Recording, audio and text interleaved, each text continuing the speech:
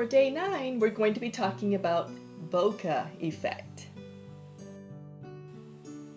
Hi guys, welcome back to the Watercolor Christmas Card painting series. This is day number 9, and yes, we're going to be talking about bokeh around a snow globe with a little red panda in it. And so I know you guys are pretty much aware of the materials that we have been using in former paintings. They're pretty much the same. We have one big difference this time, and that are the pigments themselves. So in front of us you can see that I have 3 new pigments out here because, oh my goodness, my Daniel Smiths that I've been using, the 3 predominant colors that I've used a lot, are gone. So let's look at the Daniel Smiths. So this is my palette. This is mostly Daniel Smith, not entirely. So right here I have, this is my Indanthrene, actually I think it's pronounced Indanthrene Blue. Indanthrene Blue, and it's virtually gone. The Quin Burnt Orange, absolutely gone. Oh, I love this color.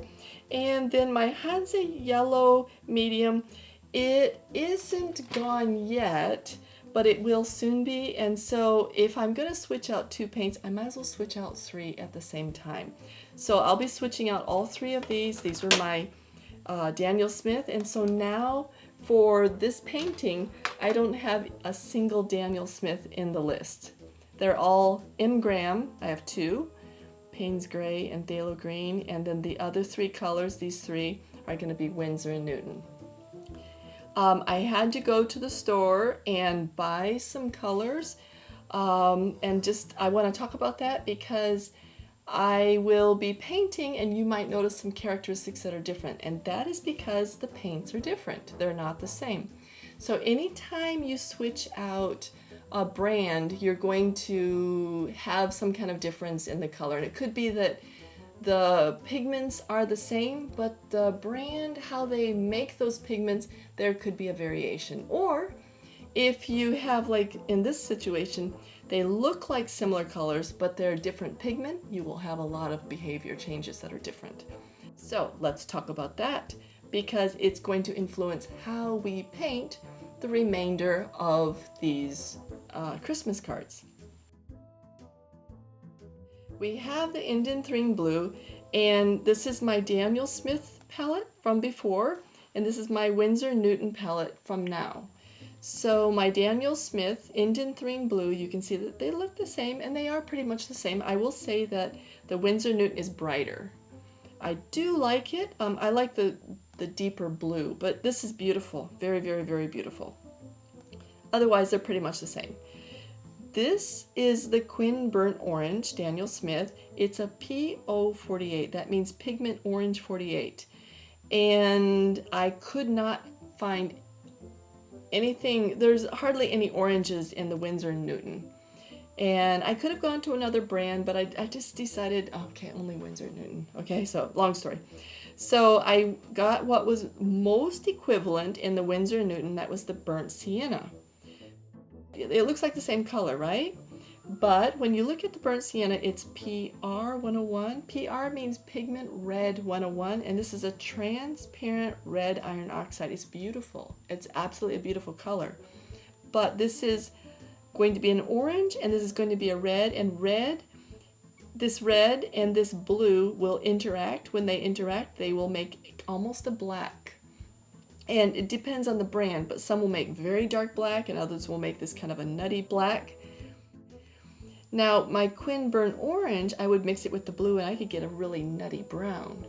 It would get dark, but I couldn't get a black. So that's going to be a big difference. I cannot get a brown with this. I touch a little blue into that and it's this color. So that's an instant reaction. Oh, that's going to be a little bit of a problem for me because I like painting with brown. Okay, continuing. So I also had the Hansa Yellow Medium, and when I chose my yellows, there are many yellows to choose from. So I had to choose a color that was kind of neutral between the cool and the warm yellow. And so I was looking at 2 or 3 different colors, and I wanted a transparent because this Hansa Yellow, it is transparent, but it has a reaction with some of my paints and it becomes kind of opaque. And I was thinking, maybe I want only very, very, very transparent.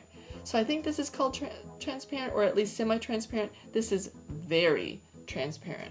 So you can see that right here, I painted on top, and you can see all the letters.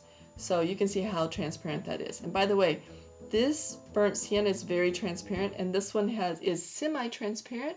So I can layer with this one, and I cannot with these two. Oh my goodness, you know me, I like layering. So that's going to be something new for me in the rest of this painting series. Okay, so let's talk about how it interacts. The colors are pretty much the same when they interact between the oranges or the yellow. That's pretty much the same. Now, when you have an interaction between the Hansi yellow and the Indanthrene blue, you get a wide variation of greens. And I found that with the transparent yellow, I could get some variation, and I'll have to work at that. This was just a quick study. But I got a lot of really light greens and very beautiful, very clear color. So this is going to be an interesting experience, painting with some paints that have a little bit different characteristic and a lot of different characteristics when you're blending them. Okay, so this is just FYI. And so when you start blending your colors, sometimes you might not get the same blends or reactions that I get. It's because your pigment is different, or maybe your brand is different. Okay, so these are my colors. This is the information I gave you. What we're going to be doing today is we will paint the snow globe, and I'm going to be heavily masking. I'll heavily mask all of these bamboo bits and pieces, put on some bamboo leaves, mask around the edge, and then we're going to be painting washes and getting the bokeh effect. Now, to get the bokeh effect, there are many ways to do that. So we can do it with, we can drop in some Ecoline, which I have been doing in the past. We can also cover a coin with a piece of paper. When the surface is wet, we can dab up pigment and lift some of that pigment. We can also mask out with masking fluid and then peel that off, and then we can have bokeh effect there. And there are other ways of doing the bokeh effect. Anyway, in this painting we're going to be trying to use several of them, and we're going to be painting in layers. So sit back, relax, and watch the show. And for those of you who are wanting the full tutorial, I'll be reopening my Patreon later this month, so stay tuned and wait for that announcement.